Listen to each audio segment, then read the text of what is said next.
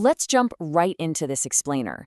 We're going back to the very end of the 16th century, 1598 to be exact. Imagine being deep in the ancient, mist-draped forests of southern Chile. A monumental clash is brewing. On one side, you've got the mighty Spanish Empire. They're heavily armored, packing gunpowder, and driven by this insatiable thirst for gold and expansion. And on the other side, the Mapuche people. Fiercely independent, deeply connected to their ancestral lands, and massively underestimated by their invaders. What goes down on this particular night doesn't just decide the fate of a few hundred guys, it completely redrawn the map of a continent and literally shattered the myth of European invincibility. It's an absolute masterclass in strategy, patience, and the devastating cost of arrogance. So here is the big question we're tackling today. How exactly did a unified indigenous force halt the mighty Spanish Empire in a single night? It's a brilliant David versus Goliath story of survival. For decades, the Spanish military machine had just rolled across the Americas. They toppled massive empires using a combo of steel, horses, and firearms. But here, in the dense, rain-soaked woods of the South, that unstoppable force hit an absolute brick wall.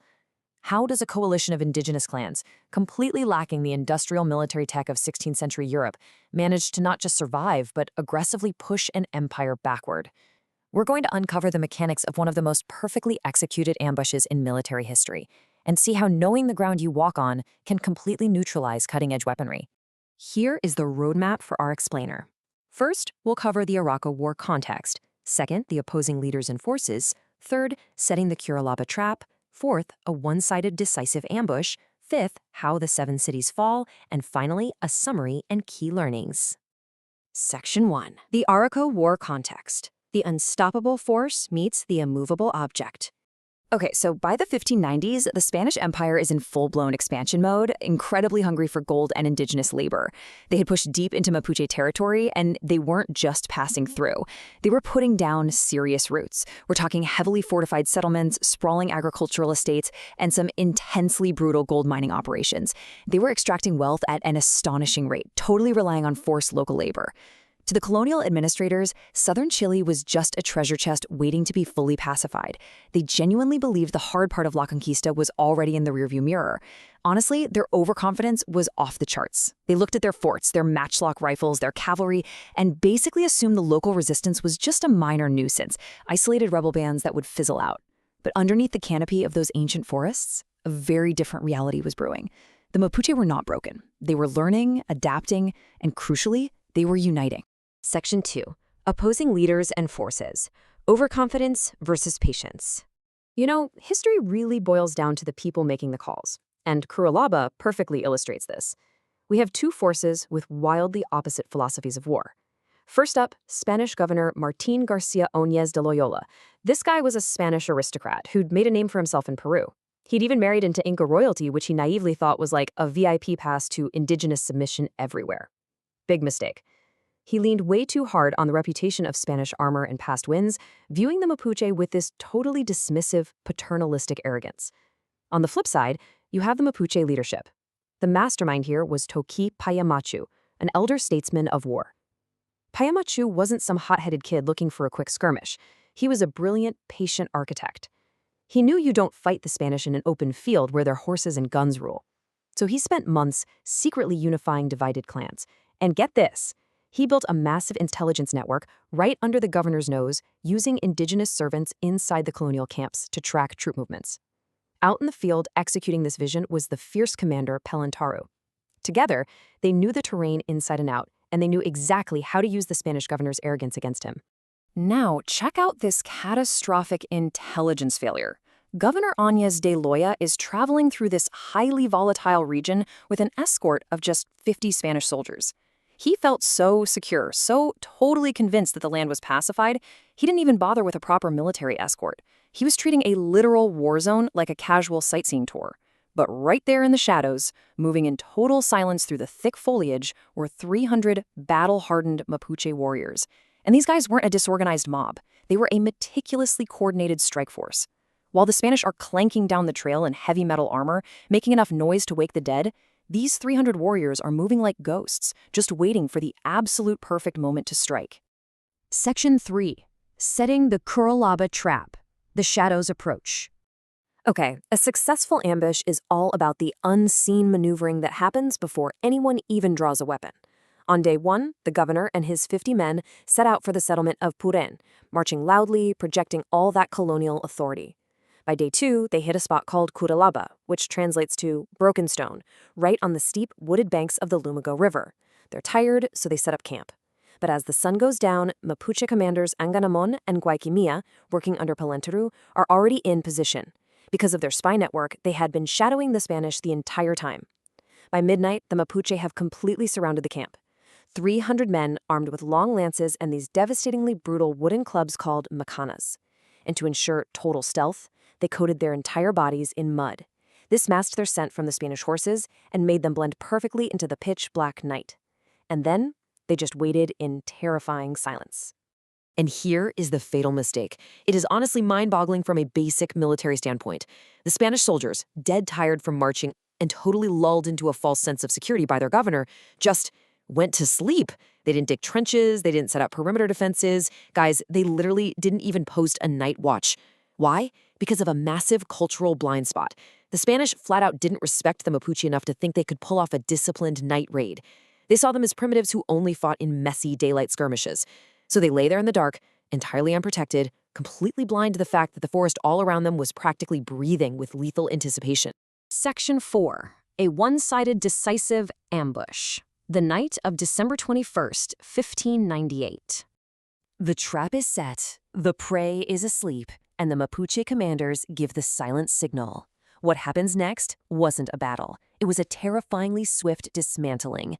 In the dead of night, the silence is violently shattered by the roar of horns and Mapuche battle cries. Imagine the absolute sensory overload. The Spanish wake up in pitch darkness to complete and utter chaos. Because of the mud, the Mapuche warriors were essentially invisible. The Spanish didn't have time to strap on their heavy steel breastplates. They definitely didn't have the precious minutes needed to pack powder, load the lead balls, and light the matches for their clunky guns. Their technological edge was wiped out before they even got to their feet. Those heavy wooden macanas came down with bone-shattering force. The Mapuche moved with such lethal, overwhelming precision that the Spanish had zero chance to form a defense or even run away. In just a few frantic minutes, the entire colonial detachment was wiped off the map. Governor Óñez de Loyola, the aristocrat who truly believed his title made him untouchable, was struck down right alongside his men. Almost no one survived. But Toki Payamachu knew that just winning one ambush wasn't enough to win a whole war. Taking down the top Spanish official in the region was a symbolic earthquake.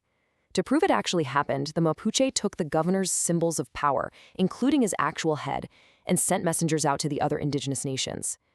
This was undeniable proof to every single clan that the Spanish bled just like anyone else. They could be outsmarted, and their colonial machine could be broken. That news spread like wildfire, acting as the ultimate spark for what came next. Section 5. The 7 Cities Fall. The General Uprising. The shockwaves from Curalaba triggered a massive, coordinated rebellion engineered by Payamachu. Curalaba wasn't the endgame. It was literally just the starting gun. Over the next few years, the Mapuche systematically tore down the colonial infrastructure, forcing the Spanish to abandon 7 major settlements. Fired up by the victory, unified clans launched simultaneous attacks across the entire south. They went straight for the empire's lifelines, their forts, roads, and wealthy cities. In 1599, just months later, Santa Cruz de Coya and the massive hub of Valdivia fall. By 1600, La Imperio is destroyed. 1602, Villa Rica is gone. Then Osorno in 1603 and Arauco in 1604. The Mapuche strategy leveled up to brutal siege warfare. They didn't want to occupy these cities, they wanted to erase them. They'd surround the towns, cut off the food supply, starve the Spanish out, and force the survivors to run for their lives, leaving the jungle to swallow the stone ruins. The Deep South was effectively abandoned. To really put the long-term impact into perspective, the Spanish were forced to draw a hard line at the Bio River. They had to establish their very first professional standing army in the Americas just to hold that border. Losing the southern colonies caused an unprecedented crisis for the Spanish crown. They finally realized they just didn't have the manpower or the environmental know-how to conquer the Mapuche. So they did something almost unheard of for the Spanish Empire. They admitted defeat and stopped expanding.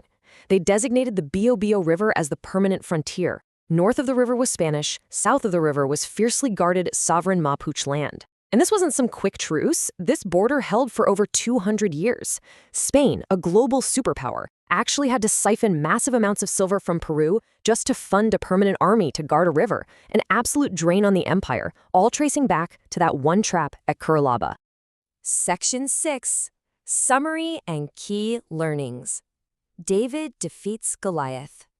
So, what's the big takeaway here? Well, the tactical brilliance of Curalaba proves that patience, knowing your environment, and having a unified strategy can utterly crush technological and numerical superiority. First, steel swords and gunpowder mean absolutely nothing if you don't know the land and if you let your enemy pick the time and place to fight. The Mapuche turned the thick forests, the mud, and the midnight darkness into their greatest weapons. Second, unity is the ultimate force multiplier. The Spanish had only survived that long because the indigenous clans were divided, but once Machu patiently brought them together under one vision, they became an unstoppable tidal wave. And finally, the deadliest flaw a leader can have is pure arrogance. Governor Óñez de Loyola's belief that his status made him untouchable completely blinded him. He fundamentally underestimated his enemy, and it cost him his life, his army, and half a kingdom. Which leaves us with this thought to ponder. If advanced technology doesn't guarantee a win, how much of our world's history has been shaped by people who simply understood their land better than the people invading it? The Battle of Curalaba wasn't just a military loss for Spain. It was a massive testament to human resilience, incredibly meticulous planning, and the sheer strength of people fighting for their home. When an empire relies entirely on fear and metal, it can be broken by patience, by the shadows, and by a people who absolutely refuse to yield. Think about how many times the unstoppable Goliath has fallen, not to a bigger giant, but to a smarter, unified force that just knew the terrain. Thank you for joining me on this explainer, and remember to always keep questioning the history you think you know.